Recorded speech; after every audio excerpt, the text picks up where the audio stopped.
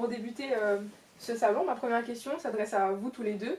Quel est votre ressenti vis-à-vis du moment de préparation que vous avez eu? Enfin, est-ce que vous avez le sentiment d'avoir évolué, d'avoir appris des choses, d'être plus confiant, plus serein quant à votre manière de penser vos projets?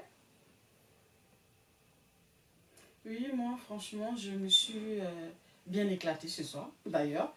Et ça m'a beaucoup aidé. Et ça m'a donné ma chance, en fait, de m'exprimer. Et pour moi, ça a contribué à mon évolution aussi. Pour ma part, c'est pareil. J'ai envie de dire, c'était vraiment très intéressant. La façon d'aborder les choses. Et vraiment l'écoute, les conseils personnalisés. Là aussi, c'était un point phare de la formation. Vraiment personnalisé dans le principe. Et vraiment en silo. C'est-à-dire qu'à chaque fois, chaque séance de préparation était dédiée à cette séance pour ce discours. Vous avez évolué par étapes finalement. Clairement. Ouais. Quand tu dis que tu as eu des difficultés, on va parler maintenant de vos difficultés pour arriver à là où vous en êtes, parce que finalement on propose un produit fini, mais c'est bien aussi de parler des difficultés, comme ça les gens peuvent s'inspirer et avoir conscience finalement de l'étape de vie que c'est. Si vous avez des difficultés à décrire ou à, on va dire, en guise de prévention pour ceux qui nous écoutent, quelles sont-elles et comment avez-vous fait pour dépasser ces contraintes? Ma difficulté, c'était que je puisse pas très vite connaître la jeune chambre pour pouvoir mieux me former. Mais sans ça, ça va pour moi pour l'instant. Ouais, pas de difficultés autres que celle dont tu as parlé. Si, j'ai eu quelques difficultés du point professionnel parce que au début je ne trouvais pas ma place et ma voie d'ailleurs parce que je me disais qu'avec les gens que je travaillais, ils avaient des diplômes plus élevés que la mienne. Mais sans ça, après, je suis tombée aussi sur des gens assez sympas. Donc, ça va.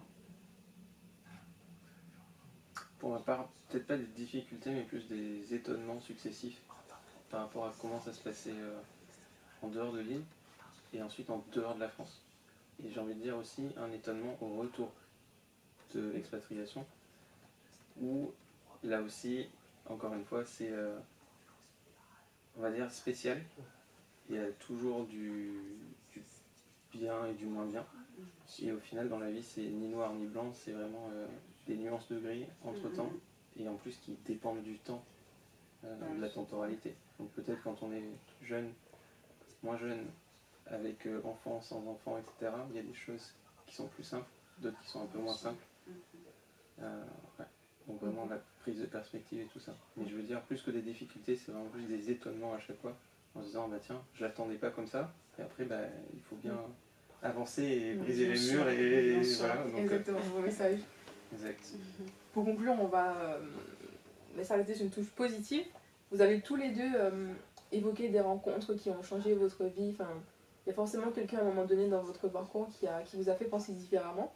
Du coup, qu'est-ce que vous pouvez conseiller aux autres, de point de vue positif, vis-à-vis de la relation qu'on a avec autrui finalement?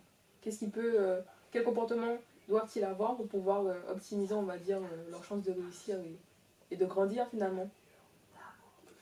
Pour ma part, je pense que il ne faut pas avoir peur de rapprocher les gens, même si on nous refuse.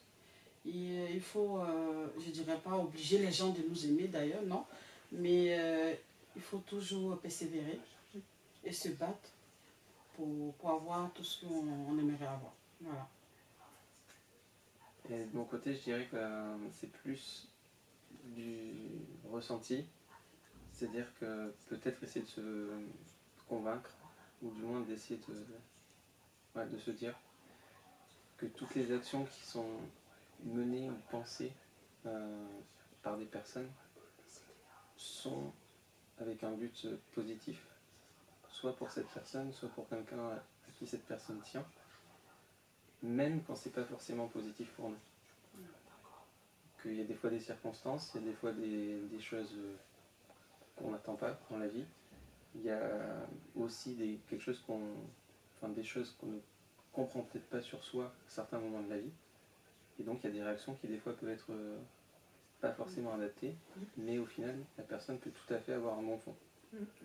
Donc j'ai envie de dire, il ne faut pas se limiter à ça.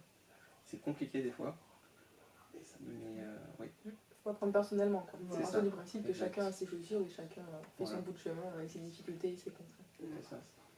Mais du coup, nous allons maintenant passer à vos ouvrages, puisque nos deux speakers sont des écrivains.